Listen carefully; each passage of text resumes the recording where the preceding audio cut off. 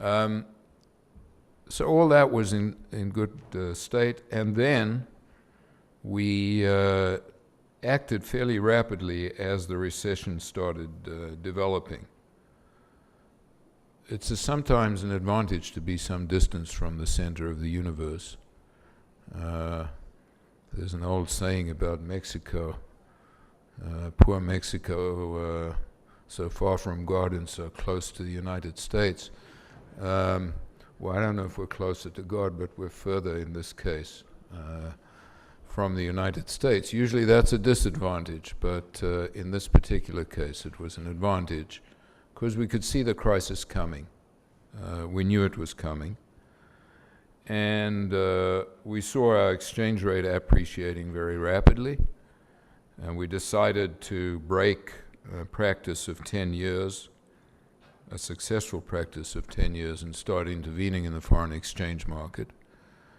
Because if you export nearly half your product, and you know there's a recession coming down the road, and you've just had your currency become more expensive by 20%, your exporters are in trouble. The demand is going to fall because the rest of the world is in trouble, and it's going to fall even more because your exports have become 20% more expensive as a result of what happened to the currency. So we intervened, we started buying dollars, we bought a lot of dollars, and we got the currency to go back to a reasonable level, and that I think was one of the things that contributed to the mildness of the recession, because our exports held up quite well in this recession. Once Lehman Brothers happened, it was clear that we were, up to that point, up to Lehman Brothers, you could say we're heading for a serious recession, but not a global financial crisis. The day after Lehman Brothers was very clear. We're in a different world. And we started cutting interest rates immediately, and we cut from 4.25% to 0.5% within a matter of 4 or 5 months. This had a major impact on the economy as well. And our economy has had only 2 quarters of negative growth. We started growing in the second quarter of last year, and the growth rate accelerated through the end of the year, is now at around the 4% level. Our forecast for this year was 3.7%. I think it wouldn't be a secret that we re-examine this all the time, and given what's happened in the most recent data, I'd be surprised if it isn't raised a little bit. So we acted very rapidly, and our budget stayed in reasonably good shape. The US budget deficit was 13% of GDP in 2009, ours was 5%. So we kept the budget disciplined. And then there were a variety of other measures to deal with certain problems in the capital markets that we undertook. But you can say all that. This is not an economy which the government controls, other than through monetary and fiscal policy, and a little bit some government companies. The basic strength of this economy is that it's developed a very vibrant private sector.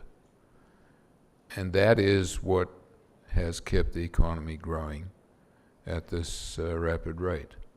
It's a vibrant private sector, and it's a nimble private sector. If you want to hear about strange places, I recommend that you go on a plane, travel in business class, and ask the guy next to you where he's going. He's going to some country you've never heard of because he's trying to market something, and he hasn't quite yet got there. And they're all, the Israeli exporters are very, very active, very innovative, very entrepreneurial, and that applies to much of the economy. And this is a huge change that has happened in the past 25 years, since 1985. Just one detail, if you look at the numbers, why didn't our unemployment go up very much? It didn't go up very much because both the employers and the employees reacted very intelligently to the crisis. The employers went to the employees, these are the private sector by and large, and said, look, we can't keep employing you full time. We're either going to have to lay people off, or you can do work sharing, work 4 days a week and share the work, and you'll have to accept lower wages. In this economy, the work week went down from 40 hours to 37.5 hours during this recession. That's a reduction on average of 6.25%. If they'd kept the same work week and done the same amount of work, we'd have had 6.5% more unemployment. We didn't. There wasn't that much employment because they kept people at work, and the economy came out of the recession pretty quickly, and people felt very different. And the Histadrut contributed to this as well. So you're looking at an economy which is very flexible, very innovative, and which has shown itself time and time again to be able to respond to crises. And I'm talking about this one. It responded similarly to the Second Lebanese War and to a variety of things that have happened in the last 5 years. Now, what about the challenges we face? There are lots of them, and let me talk about short-term and then longer-term. Our short-term challenge is pretty simple. Our budget is okay. The budget deficit was supposed not to exceed 5.5% this year. It will probably come in at around 4% or a little below that of GDP. So fiscal policy is okay for an economy coming out of recession. And the deficit is planned to go to 3%, budgeted to go to 3% next year and 2% the year after. So get the budget back in shape by 2012, back in good shape. And we'll do our best in monetary policy. Inflation rate is now just below where it's supposed to be. It's 1.8%. It's supposed to be, the target is 2%. So we've got all that under control. Exchange rates at a reasonable level. The balance of payments continues in surplus, but we don't know what's going to happen in the world. And if the U.S. is entering a slower period, and it looks like it's entering a slower period, we export a lot to the U.S. We do not export such a lot to the countries of Europe that are in trouble. We export a lot to Europe, but not so much to the troubled countries. But if the global economy indeed slows, we're going to be affected. We can't avoid that. That's our short-run problem. Longer term, we have some serious domestic issues. There's the inequality issue. There's the issue of the quality of education. There's the question of whether we're investing enough. And there is always, of course, in the case of Israel, the thing that we delicately call the geopolitical situation, which could always pose a risk. So let me go briefly through those issues. The poverty issue, I think I spoke to you last year, and I think that at that time I said that the poverty issue is very complicated because it's related to primarily to two specific groups in the economy, the Arab sector, which poverty rate is about 50%, and the Haredi sector, which poverty rate is about 56%. And in both cases, there are problems of the amount of participation in the labor force.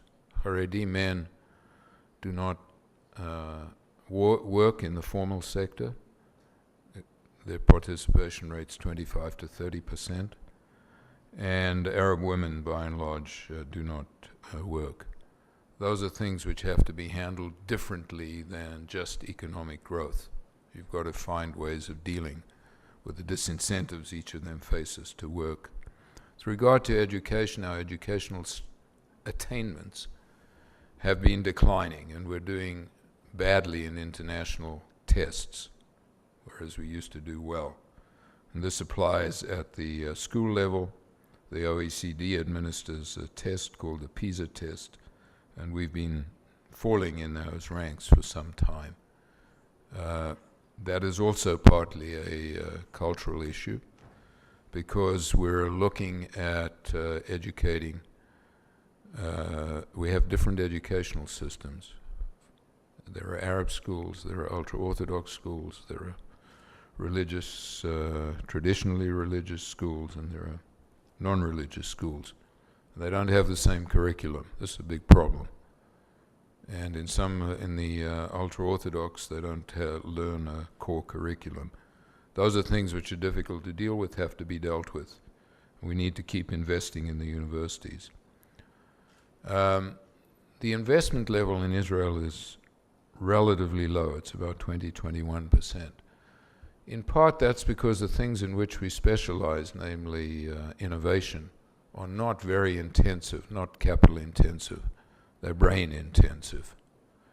And but even there, we're having trouble. I think the whole world is having trouble now with financing of that sector, because of the problem that venture capital has become a lot more scarce. So we have to worry about financing the investment this economy needs to grow at the rates it's capable of. And then we get to the security situation. And that, of course, is an issue which will be heavily affected by what is done in the next year or so, if these peace talks get underway, as we hope they will. I have a minor discussion with the Prime Minister on this issue. He says correctly, look, we grew at 5% a year over 2003 to 2008.